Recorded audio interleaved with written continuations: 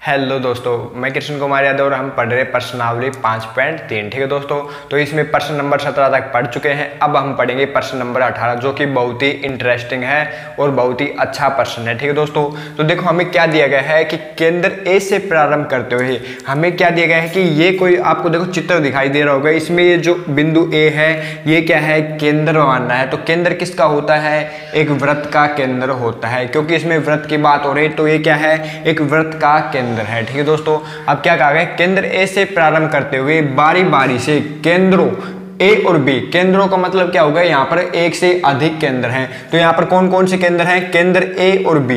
ये केंद्र ए है और ये केंद्र क्या है, बी, यानी कि यहाँ पर दो वृत्तों की बात हो रही है। ठीक है दोस्तों, त्रिज्याएं 0.5 सेंटीमीटर, 1 सेंटीमीटर और 1.5 सेंटीमीटर वाले उत्तरोत्तर अर्धवृत्तों को खींचकर एक सर्पिल बनाया गया है। ठीक है दोस्तों, देखो प्रश्न क्या कह रहा है कि हमें कह रहा है कि ये एक केंद्र है ए, यहाँ से 0.5 सेंटीमीटर की त्रिज्या ली और एक क्या कर दिया, अर्धवृत्त खींच दिया। ठीक है दोस्तों, समझ में आया।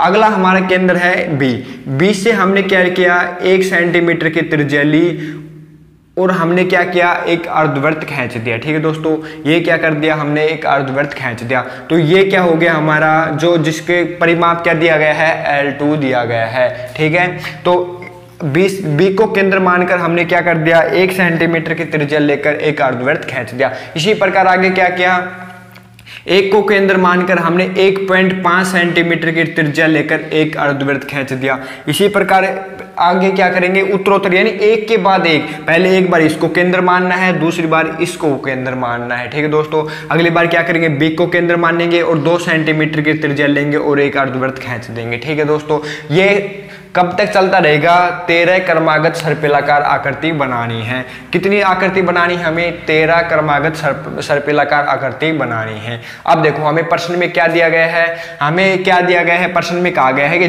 0.5 सेंटीमीटर त्रिज्या वाले, 1 सेंटीमीटर त्रिज्या वाले से लेकर 13 सेंटीमीटर त्रिज्या वाले, ठीक है दोस्तों, कितने सेंटीमीटर, 13 अर्धवृत्ताकार सर्पिल तक की आकृति दी गई है। अब हमें क्या ज्ञात करना है, हमें इनकी कुल लंबाई बतानी है। किन की, इन सर्पिल की, कौन से सर्पिल, यहां से लेकर यहां तक, यहां से लेकर यहां तक और यहां से लेकर यहां तक, ऐसे कितनी आकृति हैं, 13 आकृति है, उनकी कुल लंबाई बतानी है। अब देखिए प्रश्न में ध्यान से देखिए, हमें जो हमारा जो केंद्र ए से खींचकर केंद्र ए को मानते हुए 0.5 सेंटीमीटर त्रिज्या का वृत्त खींचा था, उसका परिमाप या परिधि कितनी है, L1 है।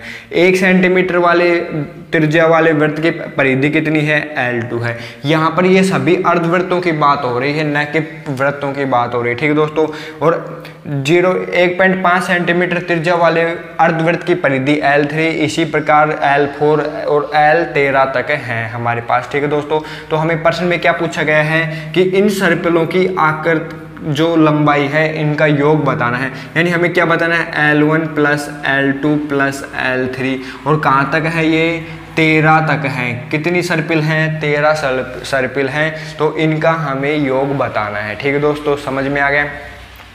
अब देखो यहाँ पर ध्यान देने योग्य बात क्या है, हमें एक एपी बनानी होगी। तो एपी कैसे बनाएंगे, यहाँ पर किसकी बात हो रही है, अर्धवृत्त की बात हो रही है, और अर्धवृत्त में किसकी बात हो रही है, उसके परिमाप या परिधि की बात हो रही है। ठीक है दोस्तों, तो अर्धवृत्त की परिधि क्या होती है, तो पहले हम बात करेंगे कि वृत्त की परिधि क्या होती है, वृत्त की परिधि, तो वृत्त की परिधि क्या होती है दोस्तों, 2πr। ठीक है, क्या होती है, 2πr। और तो अर्धवृत्त की परिधि क्या होगी, अर्धवृत्त की परिधि, तो अर्धवृत्त की जो परिधि होगी वो क्या होगी, 2πr।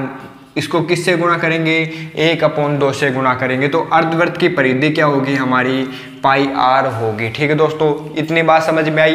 अब देखिए हमें क्या दिया गया है प्रश्न में, L1 क्या है दोस्तों हमारे पास, देखो L1 0.5 सेंटीमीटर त्रिज्या वाले जो अर्धवृत्त है इसका क्या है, परिधि है। ठीक है दोस्तों, तो अभी मैंने अर्धवृत्त की परिधि क्या बताई कि अर्धवृत्त की परिधि का फॉर्मूला क्या होता है, πr होता है। तो मैं क्या L1 बराबर πr लिख सकता हूँ, लिख सकता हूं ना। अब देखो यहाँ पर जो किसकी बात कर रहे हैं, 0a से लेकर b तक की, यहाँ की त्रिज्या कितनी है हमारे पास इस अर्धवृत्त की, L1 जो अर्धवृत्त है, सॉरी L1 वाले परिधि वाले अर्धवृत्त की त्रिज्या कितनी है हमारे पास 0.5 सेंटीमीटर। तो मैं यहाँ पर लिख सकता हूँ कि जो r है उसकी वैल्यू कितनी है 0.5। तो मैं यहाँ पर हमारे जो L1 का मान आएगा वो कितना आ गया, पाई मल्टीप्लाई 0.5। उसके बाद देखो हमारे पास अगला क्या है, L2 है। L2 क्या है, 20 से जो केंद्र मानकर जो अर्धवृत्त खींचा गया उस वृत्त की परिधि है L2। ठीक है दोस्तों,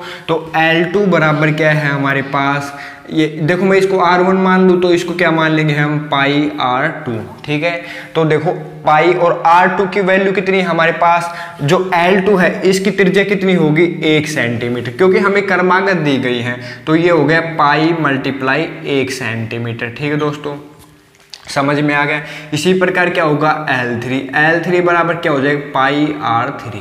ठीक है, तो पाई यू का यू, R की वैल्यू इस बार क्या होगी 1.5 सेंटीमीटर, तो ये होगा 1.5 सेंटीमीटर। ठीक है, समझ में आ गया। इसी प्रकार कहाँ तक चलते रहेंगे, परिमाप 13 तक। ठीक है, तो जो हमारा अर्धवृत्ताकार जो 13वां सर्पिल होगा उसकी परिधि क्या होगी, पाई R3, सॉरी 13, तो पाई यू का यू, और R की वैल्यू इस बार क्या होगी, R की वैल्यू हमें पता नहीं क्या होगी, तो हम क्या लिख देंगे, R13 लिख देंगे। ठीक है दोस्तों, वैसे तो आप जोड़ के ज्ञात कर सकते हो, लेकिन आपको ज्ञात करने की आवश्यकता नहीं है। ठीक है, यहाँ तक समझ में आ गया है। अब देखो हमारे पास एक AP प्राप्त हो गई, क्या हो गई, पाई 0.5, पाई मल्टीप्लाई 1, पाई मल्टीप्लाई 1.5, और कितने पद है इसमें, 13 पद है। हमें क्या ज्ञात करना है, इनका योग ज्ञात करना है। ठीक है दोस्तों, अब मैं इस चित्र को मिटा देता हूं।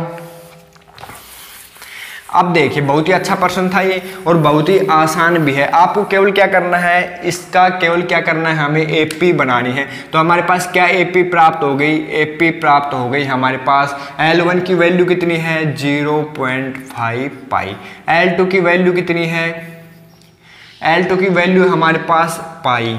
ठीक है, और L3 की वैल्यू कितनी है हमारे पास 1.5 पाई।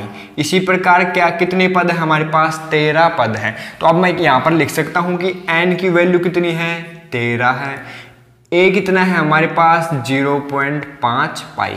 ठीक है, और क्या है हमारे पास D क्या होता है दोस्तों, A2 माइनस A1। तो A2 कितना है हमारे पास पाई, और A1 कितना है 0.5 पाई। ठीक है, अब देखो यहाँ से मैं पाई कॉमन ले लूंगा तो क्या बच गया, पाई कॉमन लूंगा तो क्या बच गया 1, और यहाँ से पाई कॉमन लूंगा तो क्या बच गया 0.5।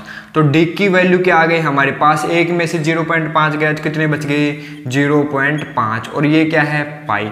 तो D की वैल्यू कितनी आ गई हमारे पास 0.5 पाई। अब हमें पता है योग ज्ञात करने का सूत्र क्या होता है, SN बराबर n/2 2a plus कोष्टक n-1 कोष्टक D, यही होता है। अब देखो SN कितने पद है हमारे पास, 13 पद है, 13 सर्पिल है। उसके बाद n की वैल्यू हो गई 13/2। ठीक है, 2, और A की वैल्यू कितनी है हमारे पास, A है 0.5 पाई। ठीक है, प्लस है तो प्लस लगा देंगे, n-1 तो 13-1, और D की वैल्यू कितनी है 0.5 पाई। ठीक है दोस्तों, समझ में आ गया। देखो अब तो आगे आपको कैलकुलेशन करनी है, बहुत ही आसान है। अब देखो ये क्या हो गया 13/2, 0.5 को 2 से गुणा करूंगा तो कितने आ गए, 5 को 2 से गुणा कीजिए कितने आ गए 10। ठीक है, अब देखो कितने पॉइंट के बाद दशमलव है, 1 पॉइंट के बाद दशमलव है, तो यहाँ पर ये दशमलव लगा देंगे। ठीक है, और ये क्या हो गया पाई। ठीक है, प्लस है तो प्लस लगा देंगे, 13 में से 1 गए तो कितने बच गए 12, और मल्टीप्लाई कितने हो गए 0.5 पाई। ठीक है, अब देखो पॉइंट के बाद अगर 0 हो तो उसकी कोई वैल्यू नहीं रहती, तो हमारे पास क्या आ जाएगा 13/2। ये क्या होगा, 1 को पाई से गुणा करूंगा तो क्या आएगा पाई। ठीक है, प्लस 12 को 5 से गुणा कीजिए तो 12×5 60, कितने होते हैं दोस्तों 60 होते हैं। तो और दशमलव कितने पॉइंट के बाद है, 1 पॉइंट के बाद, तो ये हो गया 1 पॉइंट के बाद दशमलव, और पाई यू का यू। ठीक है, समझ में आ गया इतना। अब आगे देखिए ये क्या है 13/2, पाई ये, और पॉइंट के बाद मैंने कहा अगर 0 है तो उसकी कोई वैल्यू नहीं रहती, तो ये क्या हो गया 6 पाई प्लस पाई कितने हो गए 7 पाई। ठीक है, समझ में आ गया। अब देखो हमारे पास क्या आ गया 13/2 मल्टीप्लाई 7, पाई की वैल्यू हमें क्या दी गई है 22/7, तो ये हो गया 22/7। इस 7 से ये 7 कट गया, 2 से 2 एकम 2 और ये कितने आ गए 11। तो अब क्या आ गए हमारे पास 13 मल्टीप्लाई 11, 13 को 11 से गुणा कीजिए तो कितने आएंगे 11 3 33, कितने बच गए 3, 11 एकम 11 और 3 कितने हो गए 14, 11 और 3 कितने हो गए 14। ठीक है, तो हमारे पास कितना आंसर आ गया 143, यानी S13 की वैल्यू कितनी आएगी 143। जो हमारे जो पास जो 13 सर्पिलाकार आकृतियां हैं उनकी कुल लंबाई कितनी होगी, परिधि कितनी होगी 143 सेंटीमीटर। ठीक है दोस्तों, समझ में आ गया, बहुत ही अच्छा प्रश्न था। अगर वीडियो पसंद आई हो तो लाइक जरूर कर देना। ठीक है, मिलते हैं नेक्स्ट क्लास में।